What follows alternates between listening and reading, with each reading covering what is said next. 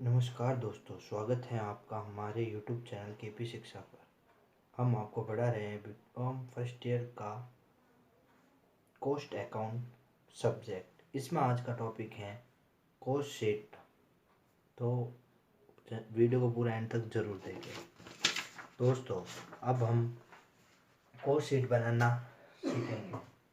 Cost sheet कैसे बनाते हैं? तो कॉस्ट शीट में हमारे पास एक तो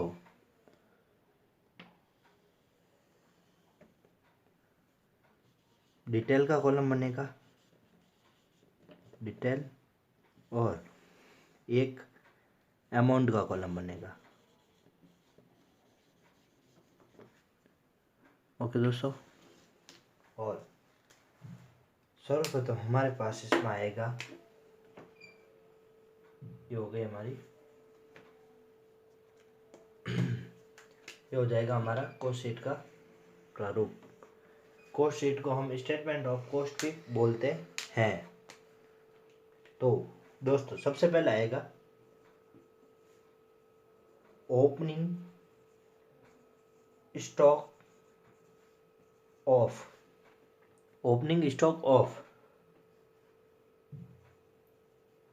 रॉ मटेरियल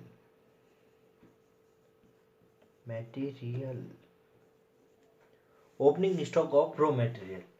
फिर इसमें ऐड होगा हमारे, ऐड क्या क्या होगा भाई? क्या भाई? परचेज, क्या होगा? परचेज ऑफ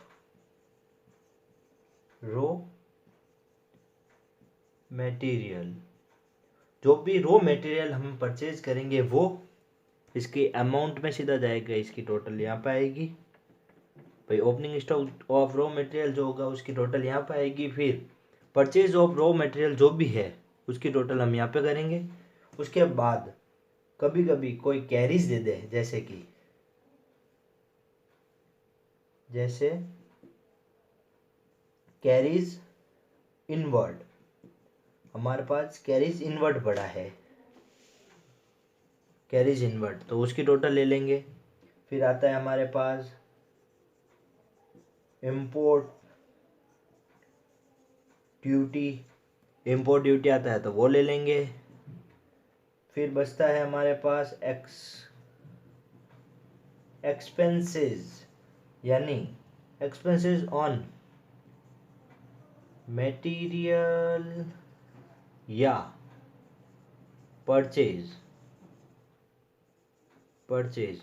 अर्थात इनका मतलब ये होगा हमारे भाई कि भाई जो चीज़ हमने परचेज की या परचेज करते समय या कोई मटेरियल खरीदते समय हमारा जो भी खर्चा होता है उसको हम लिखेंगे, तो उसकी भी टोटल यहाँ पे आ जाएगी। उसके बाद हमें लेस करना है, इन सब में से लेस करना है। फिर इनकी टोटल लगा के बाहर लिख देनी है, और फिर ग्रांड टोटल इन दोनों की टोटल लगा के वो लिख देनी है। फिर लेस करना है हमको closing stock of raw material. Closing stock of raw material यानी रॉ मटेरियल का जो भी क्लोजिंग स्टॉक है वो इसमें से हमको करना है लेस। फिर टोटल आएगी, उसको हम बोलेंगे रॉ मटेरियल कंज्यूम्ड। इस टोटल को हम बोलेंगे रॉ मटेरियल कंज्यूम्ड। ओके दोस्तों, इसके बाद हमारे पास ऐड होता है। फिर हमारे पास ऐड होगा इसमें डायरेक्ट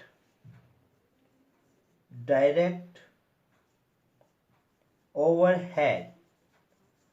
डायरेक्ट ओवरहेड से हमारा क्या तात्पर्य है? जैसे डायरेक्ट ओवरहेड में हमारे पास क्या क्या आएंगे वो देखेंगे दोस्तों। अब डायरेक्ट ओवरहेड में सबसे पहले हमारे पास आएगा, सबसे पहले हमारे पास आ जाएगा वेजेस, जो भी डायरेक्ट वेजेस होगी, जैसे कि किसी माल को लाते समय या लाने के बाद फैक्ट्री में रखने के पर्पज से जो वेजेस हुई, ठीक है। उत्पादन में कोई यानी प्रोडक्शन वेजेस हो गई कोई, यानी उत्पादन से संबंधित कोई वेजेस या कोई खर्चा हो गया, ठीक है। उसके बाद आ जाएगा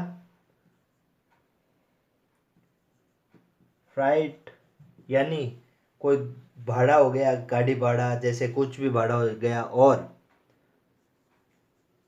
कॉस्ट ऑफ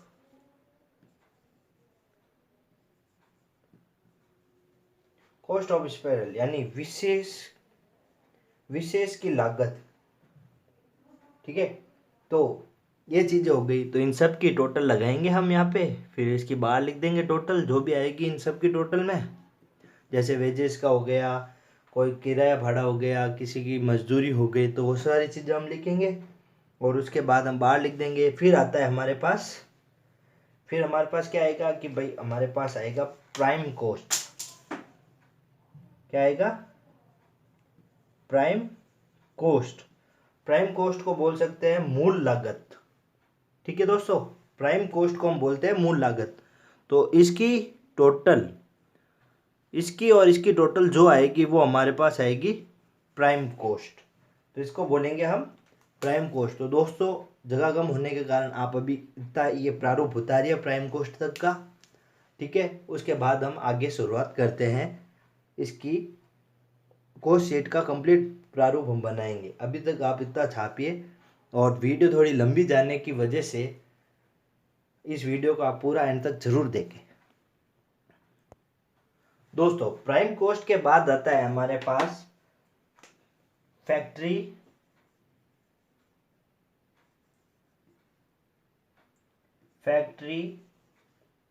ओवर हेड,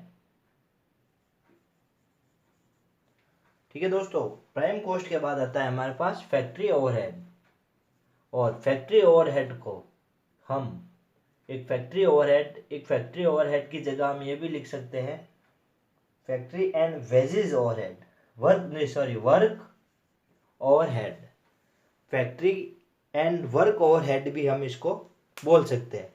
अब इसमें क्या आएगा, जैसे कि जो भी माल फैक्ट्री में पड़ा होता है उसके संबंधित जो भी खर्चे होते हैं वो इस फैक्ट्री ओवरहेड में आएंगे। फैक्ट्री ओवरहेड को हम वर्क ओवरहेड के नाम से भी जानते हैं। तो दोस्तों इसमें क्या क्या आएगा वो हम देखते हैं। सबसे पहले आ जाएगा पावर, सेकंड आएगा मशीन एक्सपेंसेस, क्योंकि भाई मशीन भी तो इसी में होती है, मशीनरी एक्सपेंसेस। और आ जाएगा अपने पास फ्यूल, आ जाएगा ऑयल, फिर आ जाएगा ड्राइंग। भाई किसी की मतलब किसी माल को बनाने में कोई ड्राइंग किसी प्रारूप का बनाया जाता है, तो ड्राइंग ऑफिसर, ये ड्राइंग ऑफिस एक्सपेंसेस, ठीक है, ऑफिस एक्सपेंसेस। और एक आ जाएगा अपने पास वर्क मैनेजर,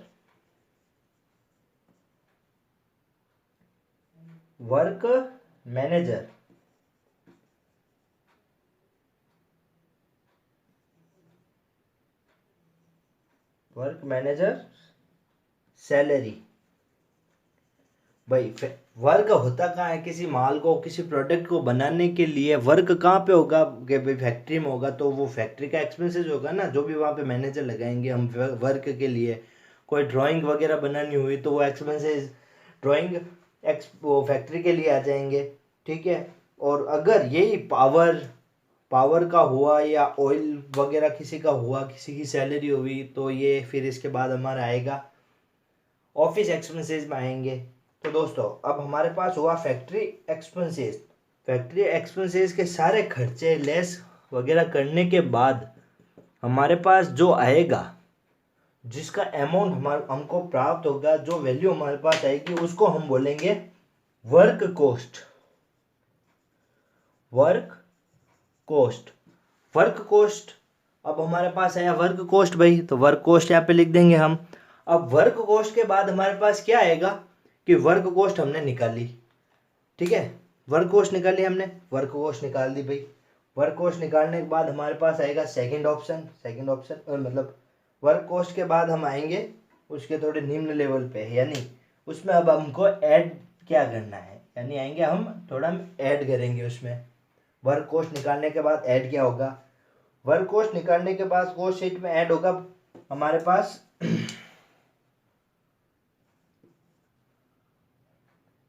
ऐड होगा भाई opening stock, opening stock of working progress,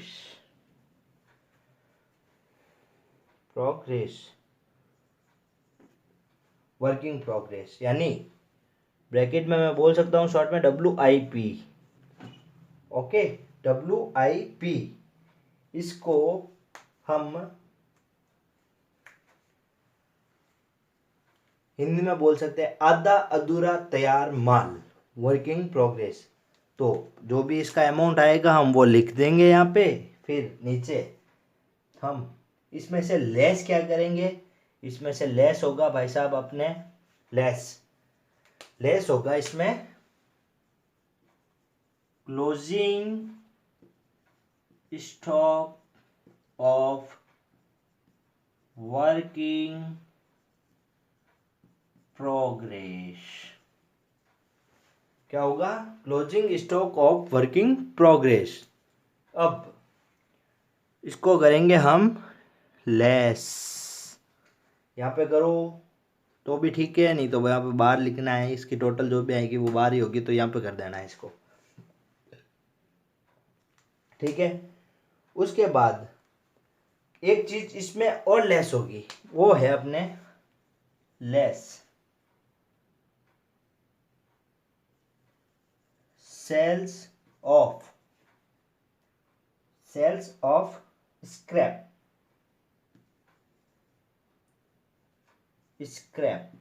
यानी जो माल पीछे बचा उसको बेच दिया, यानी कि जब कैसे कभी कभी कोई चीज काम योग्य, कोई वस्तु उपयोगी नहीं होती है तो हम उसको क्या करते हैं कि बेच देते हैं। जैसे पीछे बचा हुआ माल हम कभी कभी बेच देते हैं, तो उसको बोलते हैं, तो वो भी यहाँ पे लेस हो जाएगा। इनमें से भाई लेस हो जाएंगे ये क्लोजिंग स्टॉक, मतलब ओपनिंग स्टॉक में से क्लोजिंग स्टॉक दोनों लेस हो जाएंगे, क्लोजिंग स्टॉक और सेल ऑफ स्क्रैप लेस हो जाएंगे। फिर हमारे पास जो टोटल आएगी उसको हम बोलेंगे,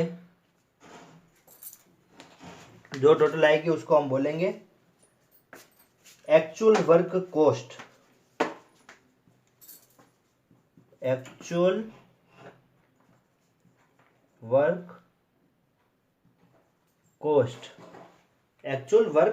कॉस्ट, तो दोस्तों एक्चुअल वर्क कॉस्ट हमको प्राप्त हो गई। इसके बाद इसमें हम एडमिनिस्ट्रेशन एक्सपेंसेस यानी ऑफिस ओवरहेड आएगा, तो अभी आप इतना लिखिए, इसके बाद हम ऑफिस एक्सपेंसेस के बारे में लिखाएंगे। दोस्तों अब एक्चुअल कॉस्ट तो हमारे को मिल गई, अब एक्चुअल कॉस्ट के बाद हमारे पास आता है ऑफिस, हमारे पास आता है ऑफिस एंड एडमिनिस्ट्रेशन ओवरहेड।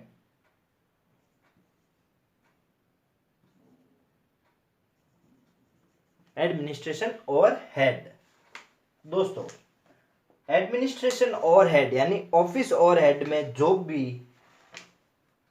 वस्तु के ऑफिस के रिलेटेड के जो भी खर्चे होंगे वो सारे इसमें लिखे जाएंगे। जैसे ऑफिस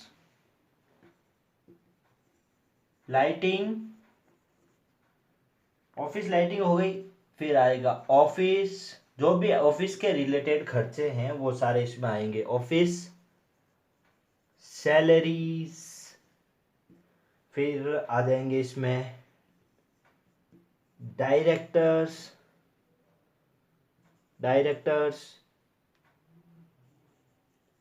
फीस, फिर आ जाएगा इसके अंदर, इसके अलावा डायरेक्टर फीस के अलावा आ जाएगा insurance of office, insurance office का इंश्योरेंस करा रखा है तो वो आ जाएगा। उसके अलावा trademark, trade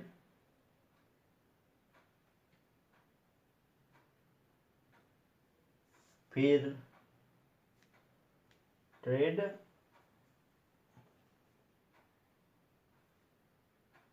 sorry trade mark नहीं, trade magazines, trade magazine, trade magazines. और एक हमारा बचता है फिर लास्ट में टेलीफोन चार्जेस या एक्सपेंसेस। ठीक है दोस्तों, फिर इन सब को ऐड करने के बाद हमारे पास क्या आता है कि भाई हमारे पास इन सब को ऐड करने के बाद हमारे पास आएगा cost of production, cost of production. तो हमारे पास क्या प्राप्त हो गया, कॉस्ट ऑफ प्रोडक्शन हमको प्राप्त हो गया। अब कॉस्ट ऑफ प्रोडक्शन के बाद हमको ऐड करना होता है, क्या ऐड करना होता है कि भाई opening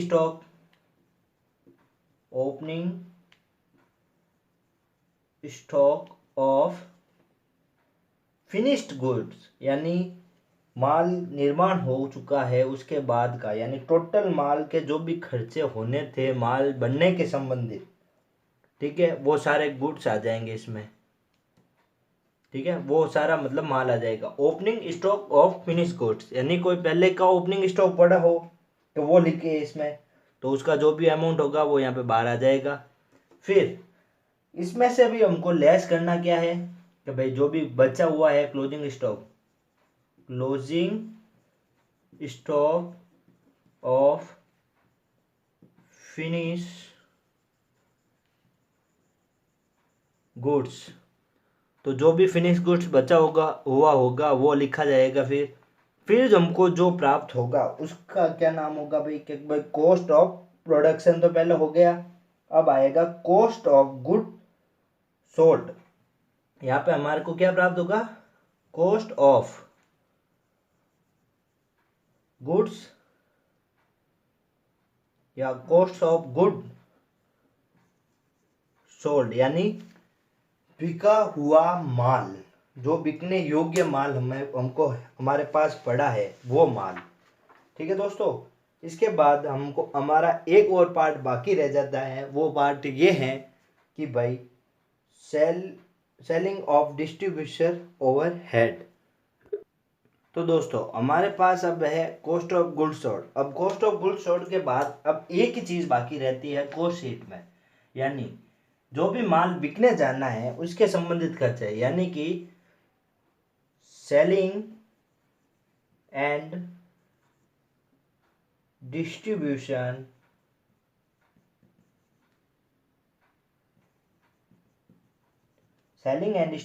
overhead. Selling and distribution overhead के अंदर क्या क्या आएगा कि भाई पहले आ जाएगा एडवर्टाइजिंग, एक मिनट, सबसे पहले हमारे पास क्या आ जाएगा, सबसे पहले आ जाएगा क्या आएगा भाई,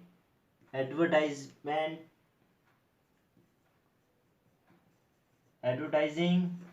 फिर आ जाएगा हमारे पास बैड डेब्ट्स, जो भी बैड डेब्ट्स होगी वो आ जाएगा। उसके बाद हमारे पास क्या आएगा,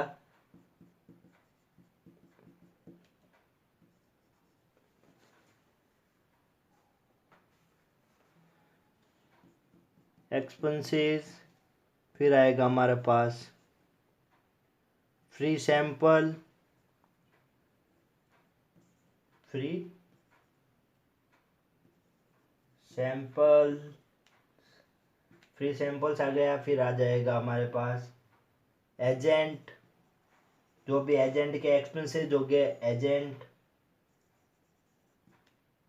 एजेंट्स एक्सपेंसेस, जो भी एजेंट्स के संबंधित एक्सपेंसेस है वो। फिर आ जाएगा अगर किसी के शॉप लगाई हुई है, शॉप एक्सपेंसेस, यानी दुकान के संबंधित कोई भी खर्चे होंगे वो। और फिर आ जाएगा हमारे पास वेयर हाउस,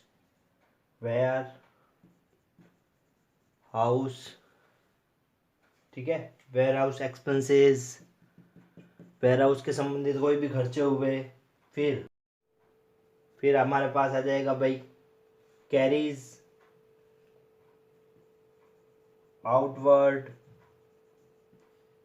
आउटवर्ड कॉमा आ जाएगा ट्रैवलिंग एक्सपेंसेस, डिलीवरी वैन, इन सब के संबंधित कोई भी एक्सपेंसेस होगा, जैसे advertisement expenses, bad debts, free sampling, agent expenses, shopping, warehouse, carriage outward, carriage inward, travelling expenses, इन सब के खर्चे जोड़ने के बाद हमारे पास आएगा टोटल कॉस्ट। ठीक है, टोटल कॉस्ट में प्रॉफिट जोड़ने के बाद, टोटल